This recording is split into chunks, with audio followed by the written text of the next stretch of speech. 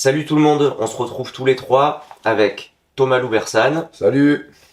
Gérald Micara Bonjour. et Maxime Bellego. On va parler autour de la performance, de l'âge, comment on évolue, sur quoi il faut faire attention, comment il faut bosser avec le temps, et voilà, on va en discuter librement tous les trois. On va commencer avec Gérald. Quel âge il a? Voilà, on se demande tous quel âge il a parce qu'il a une shape de fou. Sympa, sympa. Quel âge tu as, C'est vrai, il est Gérald? en forme. Hein. Ouais. Là, on est au mois de septembre. Au mois de décembre, dans 3 mois, j'aurai 52 ans. Bon, alors, comment tu as vu l'évolution, le Gérald de 20 ans, le Gérald de 30 ans, 40 et le Gérald de maintenant? Alors, l'évolution, étant jeune, on était un peu chien fou, à courir partout, sauter partout. Et, entre guillemets, on faisait beaucoup de conneries. Pas d'échauffement, pas d'étirement. On prenait des risques avec des départs à froid sur des épreuves qui auraient nécessité un échauffement important. Donc, il y a des risques de blessures. Et en fait, tout passait. Tout passé à tel point que des périodes 20, 22, 23 ans, 24 ans, on pensait être incassable, indestructible, mais ce sentiment de force, de puissance, qui avec l'âge dégraisse, parce que quand les blessures arrivent, on se dit ah mince, finalement, on n'est pas aussi solide que ça.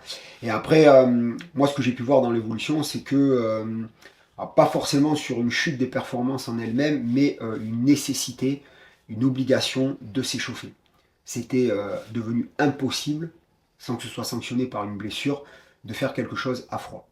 Alors là, c'était plus possible.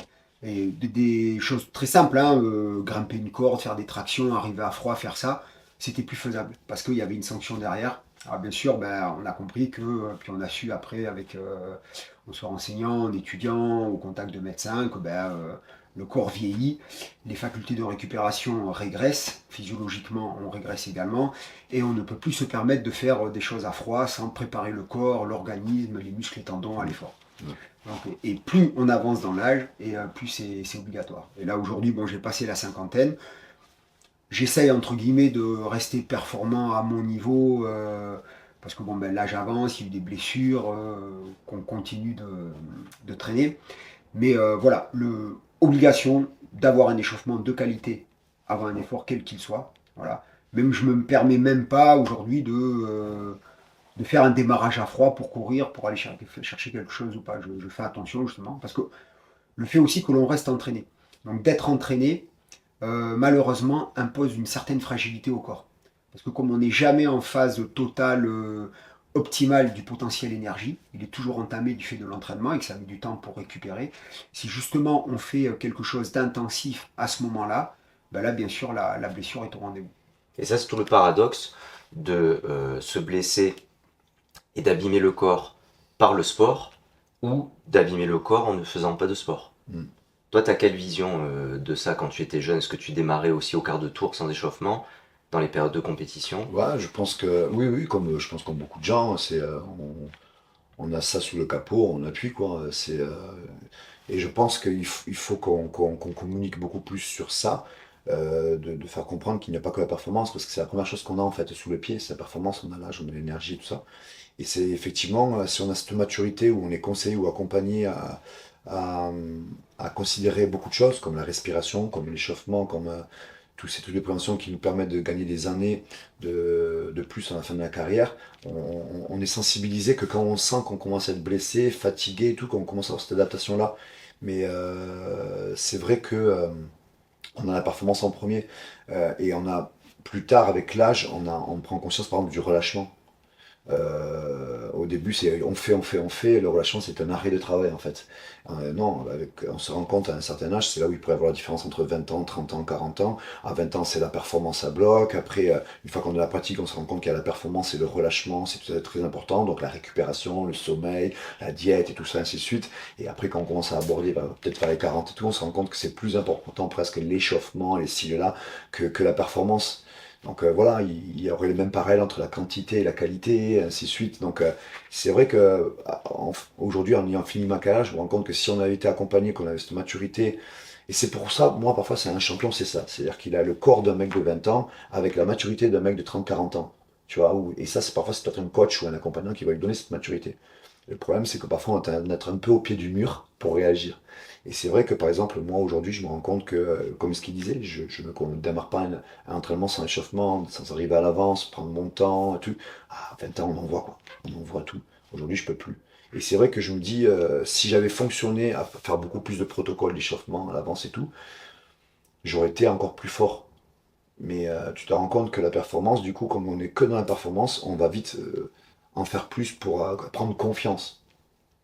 Et paradoxalement, tu vas pas faire prendre confiance en faisant un échauffement et en faisant un étirement. Quand tu es jeune, il faut envoyer du carton, quoi. Et en fait, si, on se rend compte que c'est grâce à ton relâchement, grâce à ta respiration, grâce à l'étirement que tu te prépares bien à ton événement. Et le combat, on est un peu trop sur le combat. Tu n'aurais pas ce comportement-là sur un sprint. Tu peux avoir 20 ans, mais quand tu vas faire un sprint, tu as intérêt à t'échauffer, sinon tu vas te claquer. Et en combat, non, on peut, allez, on fait 3 roulés d'épaule, et on va combattre, tu vois. Donc, je pense que c'est ça qui est important, peut-être même de rentrer un peu plus en détail, peut-être sur à 20 ans comment on se comporte, à 30 ans et à 40 ans. Et ça donnerait peut-être cette vidéo-là qu'on va parler un peu ça, c'est de donner ce raccourci de ce tunnel de 30-40 ans, regardez ce qui va arriver. Et si vous avez ça à 20 ans, c'est ça un champion. Ben, on s'entraîne pas pareil à 20 ans, à 30 ans et à 40 ans. Hein. L'entraînement change, on évolue par rapport à tout ce que tu viens de dire. Là. Et je pense même que, tu vois, moi, par exemple, si j'ai su être fort sur la longueur, c'est que j'ai adapté mes choix techniques. Quand tu as 20 ans et que tu es performant, tu te dis, bon, ben, c'est le physique, j'ai mes techniques. Et en fait, ils continuent avec cette manière-là de combattre. Et à un moment, ils disent, ah, j'arrive plus, je suis fatigué, j'ai l'âge. Mais non, en fait, tu as un autre âge pour faire d'autres choix techniques. Tu dois juste changer tes techniques parce que tu n'as plus le même rythme, tu n'as plus la même mobilité, tu n'as plus la même carcasse. Mais par contre, tu peux réadapter plein de techniques. Donc moi, au jour d'aujourd'hui, même encore aujourd'hui, je m'entraîne plus trop, mais mes choix techniques sont adaptés à ce que je peux faire. Et non ce que je faisais. Ça, c'est super important. Donc ta voiture, tu faut la réadapter. Elle doit rentrer au stand, tu dois changer certaines choses. Et justement, sur la partie motivation, poser la question à toi, Gérald. D'abord, est-ce que à chaque fois que tu te lèves le matin, que tu fais ton sport, c'est un plaisir, ou est-ce que tu te forces parce que tu sais que ça va t'apporter du bien-être? On est dans les deux, hein, c'est partagé parce que, par exemple, des fois, tu es fatigué, t'as pas forcément envie de t'entraîner. Mais si tu t'es pas entraîné, ça va pas aller. C'est que intrinsèquement, en fait, on a ça qui est ancré en nous. On est des sportifs de nature. On a besoin du sport pour fonctionner correctement. Alors des fois, ça peut aller à l'excès parce que les séances sont... Une fois qu'on est lancé dans la séance, ça c'est mon cas par exemple. Je ne vais pas avoir envie, je ne suis pas trop motivé, mais une fois que j'ai chauffé la machine et que c'est parti, ben, je mets de l'ardeur dans la séance et des fois j'en rajoute et tout. Fatalement, c'est facturé ça après, parce qu'il y a un cumul de fatigue et qu'il va falloir rembourser. C'est une dette énergétique qu'il va falloir payer. Et donc, ça fait qu'il y a un cumul de fatigue qui est généré et qu'il faut rembourser en permanence. Et il faut s'entraîner malgré ça. Donc, il faut toujours aller trouver la motivation pour ça. Mais il faut bien le gérer. Et là, j'ai appris à le gérer un peu plus avec l'âge, parce que à chaque fois, il y a une blessure qui vient au rendez-vous. Ou alors trop fatigué, pas de jeu à l'entraînement. C'est là où un bon accompagnant en préparation physique va être super important. Par exemple, tu vois, hier, je t'ai entendu parler de chaque effort, chaque type d'effort a un temps de récup différent. Tu vois, ça, on ne prend pas conscience. Par exemple, quand tu fais un fractionné, tu sais que tu as tant de temps de récupération et tout.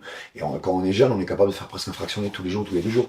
Et là, tu as dit non, non, non, il faut minimum 72 heures de récupération et tout. Donc parfois, un préparateur physique, c'est pas forcément pour purement sur le programme. Oui, ça va t'aider. Mais c'est surtout que ce programme, il contient des choses pour des raisons, en fait. Ah, il encadre pas que la séance, il encadre un suivi. Il peut dire, par exemple, là, pour rebondir là, sur ce que tu dis, là, la séance qu'on a faite, là, un peu d'explosivité avant le tournage, effectivement, bon, elle était courte, mais c'est des séances qui nécessitent, où tu fais de la pliométrie, tu nécessites 72 heures de récupération pour pouvoir faire une séance de la même qualité, enfin, ou de cette intensité-là. De ce type-là, de cette Sinon, tu risques la blessure et de toute façon la contre-performance, le corps n'a pas assez récupéré. Moi, quand j'étais jeune, quand j'ai commencé, je faisais presque un fractionné tous les jours. Et moi, j'étais les cernes et tout ça. Et je parlais quand même, mais comment ça, tu fais fractionner tous les jours? Je dis, ben ouais. Et en fait, je cherchais à la mise en confiance. Et j'envoyais. Et non, on me disait, un fractionné, c'est 1 fois ou 2 par semaine, mais pas plus. Je dis, quoi? C'était une grosse erreur. Donc l'envie, parfois, c'est attention à l'envie. Attention à l'envie. Et justement, toi, le côté plaisir, motivation, pas envie, je le fais quand même. Comment tu le gères ça? Ouais, il y a plein d'angles différents. C'est-à-dire que je suis d'accord avec Gérald, c'est-à-dire qu'il y a des deux. Moi, je prendrais un autre angle en disant, j'ai l'impression que l'âme, donc, si on a une âme, il n'y a pas d'âge, quoi. J'ai l'impression que j'ai toujours un truc de gosse, et ainsi de suite, tu vois. C'est peut-être l'usure de la répétition de toujours la même chose. Je pense que c'est pour ça que moi je suis quelqu'un qui bouge beaucoup, qui a besoin d'animation autour de moi, qui a des projets qui relancent, parce que j'ai l'impression que je relance quelque chose de nouveau, donc de la fraîcheur. Tu vois, aujourd'hui je suis casé avec une femme et c'est comme si en fait j'avais des histoires d'amour tous les 3 mois quand j'ai un nouveau projet, tu vois, et je repars sur quelque chose de fraîcheur. J'en ai besoin. Euh, c'est le corps que je sens qui vieillit, effectivement, mais l'âme, non. L'âme, j'ai l'impression que. Et c'est même pire, parce que comme je prends de l'expérience, je me sens encore plus capable d'eux avec de la richesse et du savoir. Et c'est le corps qui fait ça. Donc mon savoir, mon âme, ma tête, elle fait ça, et mon corps, il fait ça. Et donc, je pense que je suis encore à un âge où je prends du plaisir et je peux arriver à jongler. Je pense que c'est pour ça que c'est impressionnant, parce que Gérald, à 52 ans, il a une shape vraiment impressionnante, sincèrement. Merci. Parce que je pense qu'il repousse de plus en plus ce truc-là il peut encore continuer à jouer avec son expérience qu'il a dans la tête et le corps.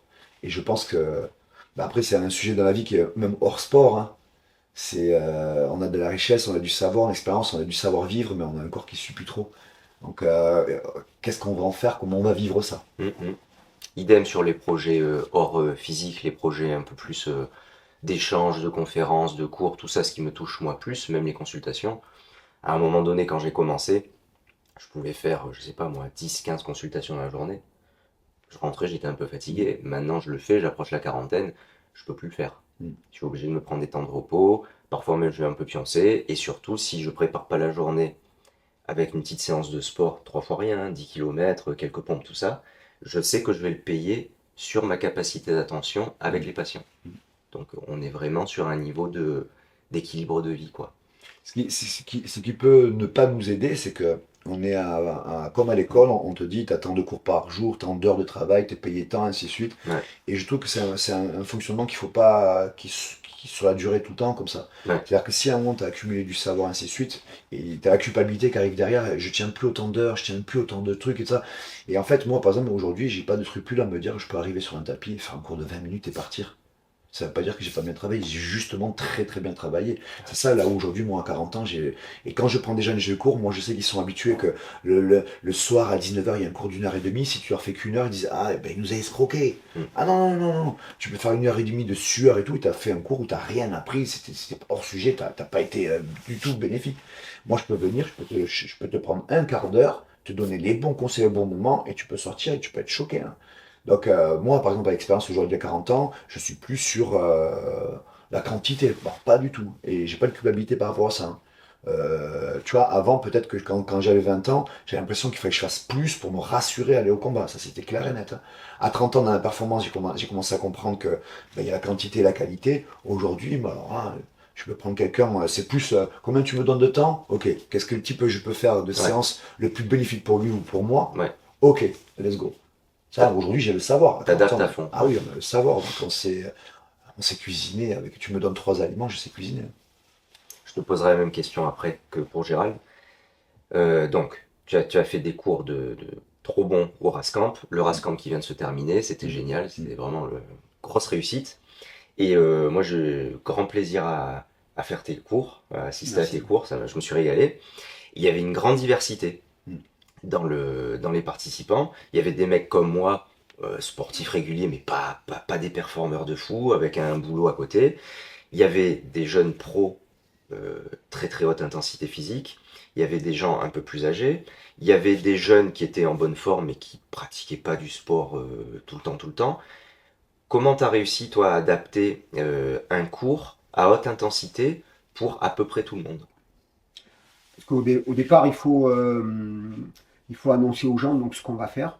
Il faut bien présenter ce qu'on va mettre en œuvre Ok. et leur préciser que voilà, l'intensité, ils la gèrent eux-mêmes.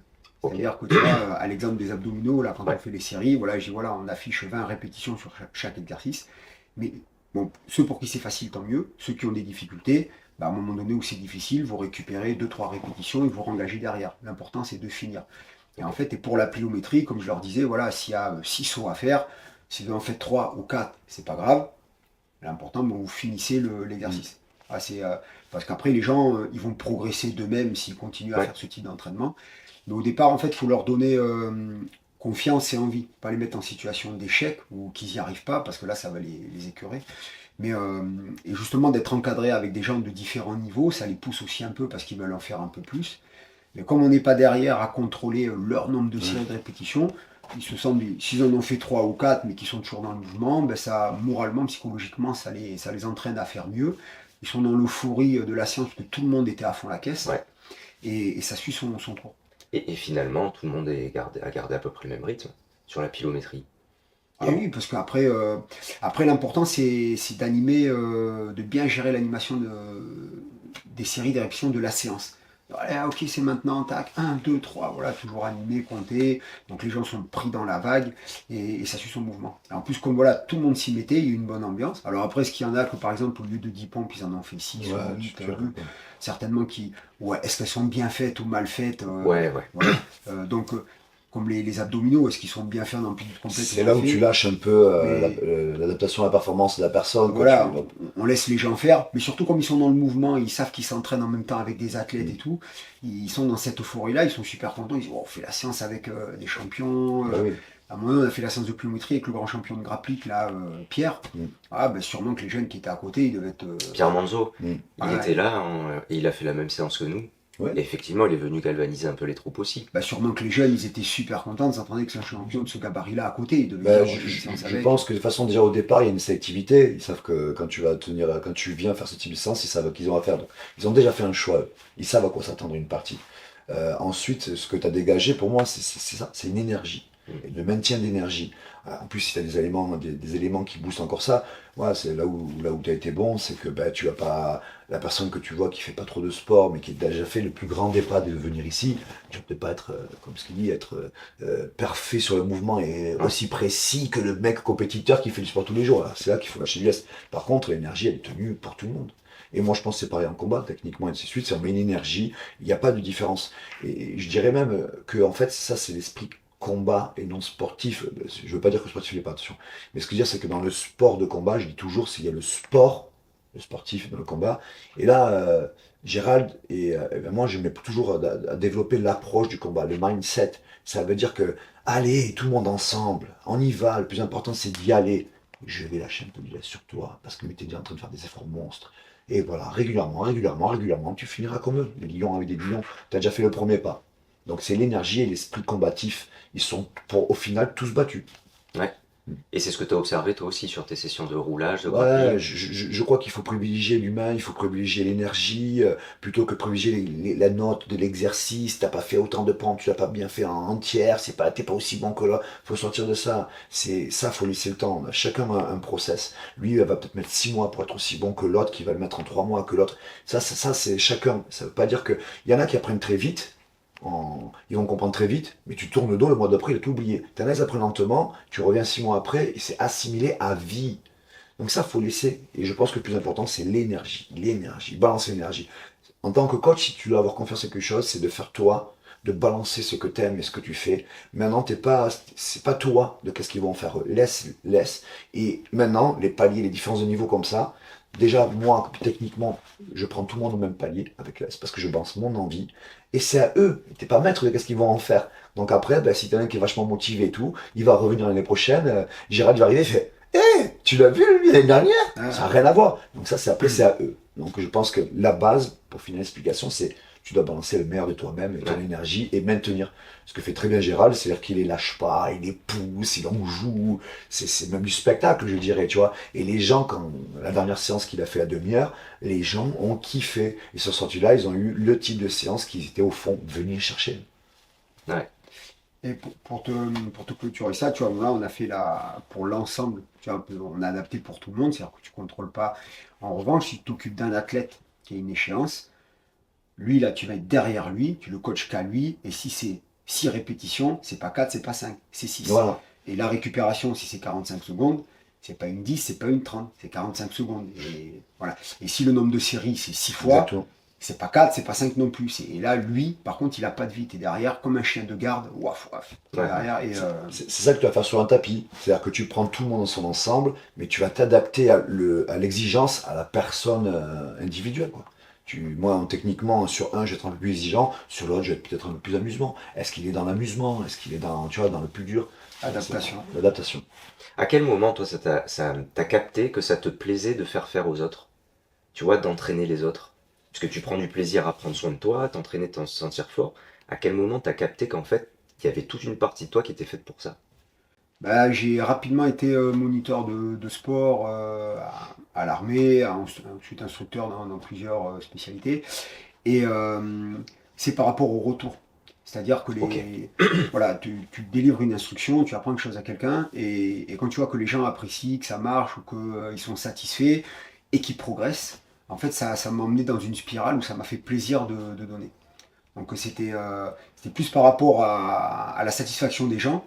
Leur satisfaction m'a donné de la satisfaction. C'était un plaisir de donner des cours à des gens qui étaient très attentifs, motivés et qui en redemandaient. Là, quand les gens viennent après un cours, une séance ou un cycle et qui demandent ouais, c'est quand la prochaine fois, comment est-ce que je peux faire moi tout seul, est-ce que vous allez revenir et tout. Et en fait, c'est un plaisir après de redonner des cours ou des séances parce que ça a plu aux gens. Et moi, c'est ça qui m'a fait enchaîner pour continuer à délivrer des instructions. Là. Ça, c'est super. Tu vois, Thomas, je me disais, toi, tu as eu un parcours dans le grappling vraiment hors norme, t'es un extraterrestre sur ce domaine-là. Donc, il a bien fallu qu'il y ait, à un moment donné, très égocentrique, c'est pas une critique, mais il a fallu que tu t'occupes de toi pour ton parcours. J'ai mis beaucoup de temps pour arriver à faire ça. Ok. Ça a été très difficile pour moi. Parce que et même, j'ai plus entraîné les gens que m'entraîner à moi depuis toujours en fait. J'ai toujours été, Ouais, d'accord. de ma vie d'enfance que j'ai eu, enfant isolé, j'ai toujours quand même eu ce truc d'aller chercher le contact avec les gens. Donc ça a toujours été ma priorité.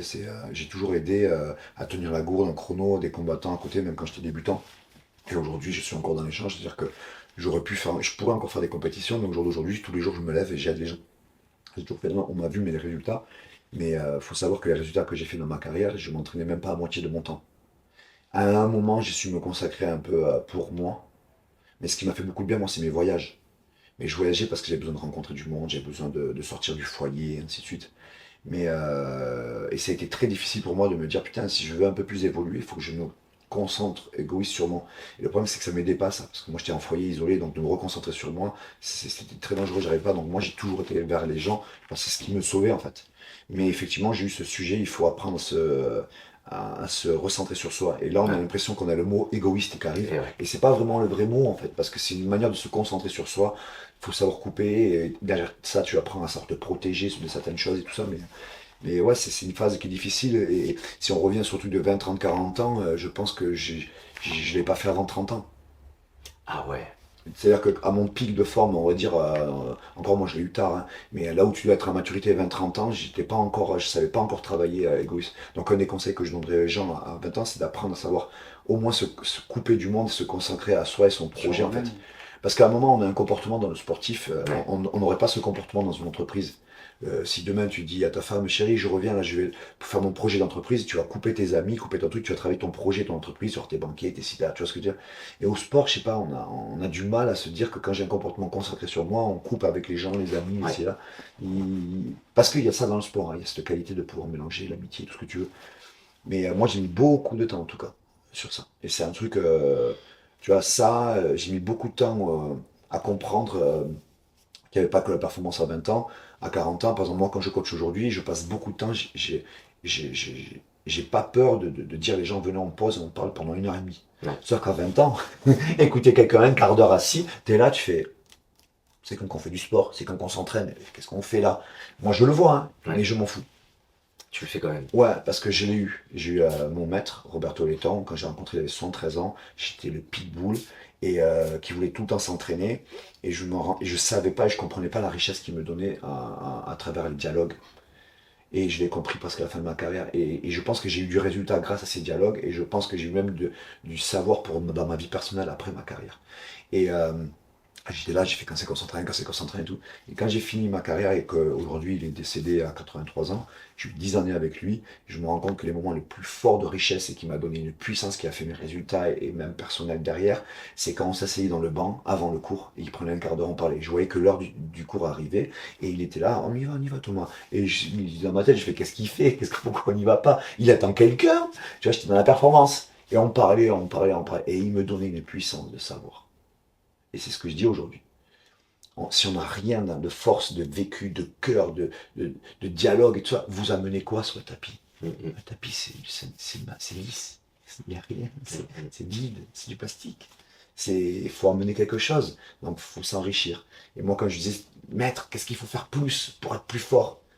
Moi, je me disais qu'il va me dire des méthodes d'entraînement, des méthodes de technique, des si. Thomas, va à la plage. Je dis, mais non, mais maître, qu'est-ce qu'il faut faire plus pour un truc? Et il me disait, Thomas, fais un boulot à mi-temps. Mais maître, qu'est-ce qu'il faut faire plus demain à l'entraînement? Thomas, lis un livre. Et là, j'ai arrêté de parler. Je disais, mais qu'est-ce qu'il me raconte? Et en fait, j'ai compris aujourd'hui que aller vers les gens à la plage, c'était des liens sociaux. Parler, lire un livre, c'était du savoir. Euh, Travailler à mi-temps, c'était d'avoir un minimum de revenus qui pouvait te laisser du revenu pour exploiter mieux ton autre partie de mi-temps. Et ainsi de suite. Et je me suis dit, j'ai mis du temps à comprendre ça. Et c'est pour ça qu'aujourd'hui, j'ose parler avec les gens, j'ose dire comme ça, parce que même si vous n'avez pas compris, je suis en train de vous donner une richesse, vous allez peut-être revenir dans 2 3 ans, peut-être 1% des gens, ils vont revenir et vont me dire, merci Thomas. J'ai jamais eu ça en fait. Personne n'a osé parler parce qu'ils veulent faire tout simplement ce qu'on doit faire. On doit faire un quart d'heure d'échauffement, un quart d'heure de technique, un quart d'heure de truc, 20h30 c'est fini, rentrer à la maison. Ça c'est ce type club en fait, abonnement, ce qui est normal. Mais c'est pour ça que le Rascamp, quand tu prends du temps avec un canapé et tout, il y a pas de, on a le temps. Donc pour moi on est dans le vrai échange au-delà du cours avec l'abonnement. Un club fait attention de ne pas perdre son abonnement en fait. Ouais, ouais. Quand tu as le temps, la journée et tout, tu dialogues et tu fais du vrai échange. Et quand tu as une vraie intention avec quelqu'un, c'est peut-être pas ce de quoi il va s'attendre. De toute façon, il faut un changement. Donc tu vas peut-être pas lui dire ce qu'il a envie d'entendre. Donc moi, je prends mon temps. Je suis chez moi, je parle avec vous, ça fait mettre les temps. Et c'est là où je me suis dit qu'il a eu la vraie générosité.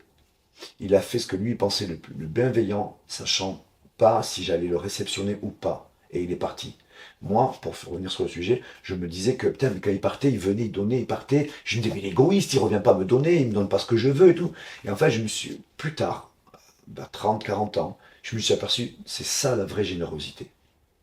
Il n'est pas dépendant de comment je la réceptionne ou quoi que ce soit. Il venait, il mettait tout son cœur et il repartait. Et si je revenais au Brésil 6 mois après, bonjour Thomas, et il revenait là. Je me dis, mais comment il fait pour me donner autant? Et après, quand je le vois plus, il me donne pas. Je dis, non, c'est la vraie générosité. C'est à moi de venir. Tu peux pas. Et ça, tu t'en aperçois, je pense, Gérald, tu as vu, quand tu veux motiver des gens, ben, s'ils veulent pas, tu peux rien y faire. Attention à ne pas confondre notre envie à nous. S'ils veulent pas, ils veulent pas. Donc, lui, donner, à toi de revenir. Et en fait, ben, moi, j'étais un entraîneur de lutte à livrer. J'ai été dans la fédération jiu-jitsu brésilien, numéro 1 mondial au classement. Mais de notre racine nous t'a livré. Donc ça veut dire qu'il a fait un vrai boulot. Tu vois, c'est sa racine qui m'a donné. J'ai été dans. Bon, bref, c'est compliqué à expliquer, ça veut dire que t'as livré juste mais il a fait un vrai boulot et j'ai été dans un truc faire tout son boulot en fait. Et ça a payé. Et derrière, personne n'en a parlé quoi. Alors que c'est monstrueux ce qu'il a fait. C'est après, il était au Brésil, un Français qui venait tous les 6 mois comme ça, va dans le sport concurrent jiu brésilien gagner tous les mecs jiu. C'est-à-dire que son savoir, si j'explique ça, c'est que son savoir, dans la manière dont je l'ai eu, il a eu beaucoup d'impact. Donc c'était quelqu'un de très très très très fort. Et sa force, c'était sa générosité. Mais comme on est des vases communicants, ça peut marcher que si je le réceptionnais. Et j'ai mis du temps. Je l'ai réceptionné. Je pense qu'on dit qu'on trouve un professeur à son élève et l'élève au professeur. Je pense que j'ai cette liaison avec lui, ça m'a beaucoup parlé. Mais je reviens sur le sujet. À 20 ans, je crois que j'ai mis 4 5 ans à en comprendre vraiment parce que j'étais dans le monde de la performance. Quoi. Dans le monde de la performance. Alors justement, Gérald, quelle importance toi tu donnes au temps d'échange comme ça informel, tu vois par exemple, effectivement quand tu vas faire un stage dans un club, tout ça, tu as un temps limité de temps à temps. Au Rascamp, ce qu'a fait Thomas avec brio, tu es là plusieurs jours, même après le cours tu es encore sur place, et donc il y a les jeunes, les moins jeunes qui viennent te parler. Toi t'accordes quelle importance à ces temps-là? Elle est capitale. C'est une importance capitale parce que c'est un enrichissement pour tout le monde. Autant pour les jeunes qui sont enthousiastes de venir faire une séance avec nous, d'être encadrés par nous, et qui au premier abord vont pas vraiment oser venir nous parler parce qu'on livre le cours, etc. Et après, justement, quand le cours est fini, ça permet que ces barrières un peu sont rompues et l'échange est plus facile. Et on apparaît beaucoup plus abordable. Et nous, ça nous permet aussi de prendre un peu de temps pour eux, parce que quand on vient faire le cours, malheureusement, on fait le cours, on n'a pas de temps pour individualiser les gens. Ah, c'est bien ce que tu fais, tiens, quota. Voilà, on fait un ensemble. On va circuler dans toute la salle pour s'occuper de tout le monde. Et c'est très difficile d'accorder plus de temps à une personne qu'à une autre. Et on est là pour faire le cours, donc on n'a pas de temps. Et justement, ces moments après permettent de passer au-delà de ça. Là, on a pu discuter avec les gens. Alors, qu'est-ce que tu fais dans la vie? Tu fais quoi? Quels sont tes objectifs? Et ça permet justement de rompre ces barrières-là. Et on apparaît beaucoup plus sympathique aux gens, souvent. Et c'est toujours un échange qui est enrichissant, et pour eux et pour nous. Ouais. T'imagines si on est quand même très habitué au système écolier, quand on a 40 personnes dans une classe, à venir, à reprendre l'information, et l'heure est finie, merci, au revoir. Tu vois. Quand tu as un professeur qui dialogue, on dit ce professeur il est fabuleux. C'est ça, je pense qu'on a eu, c'est-à-dire que, et c'est ce qu'on peut avoir peut-être comme psychologue, c'est qu'on a du dialogue. Quand on est à l'école, on fait que réceptionner, et tu répètes, tu as la bonne note. Là, on parle, c'est comme si à chaque récré, tu avais tous les professeurs qui étaient à côté de toi, avec toi, et qui continuent à parler sur l'extérieur. Et je pense que la richesse, ça serait beaucoup plus à ce moment-là que dans le cours avec le papier à répéter.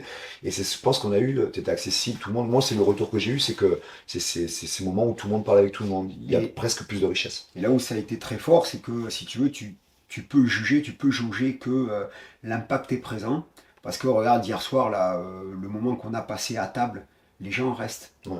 Tu vois, ils ne partent pas, ils restent avec nous, ils continuent à discuter avec nous. On a dérivé sur des sujets de conversation qui étaient tout public. On a demandé qu'est-ce qu'ils font dans leur vie. J'en ai profité pour faire des recrutements pour l'armée. Toujours présent. Toujours présent. Mais tu vois, là, il y a eu cet échange, et surtout les gens sont restés avec nous. Tu vois, il y a vraiment eu...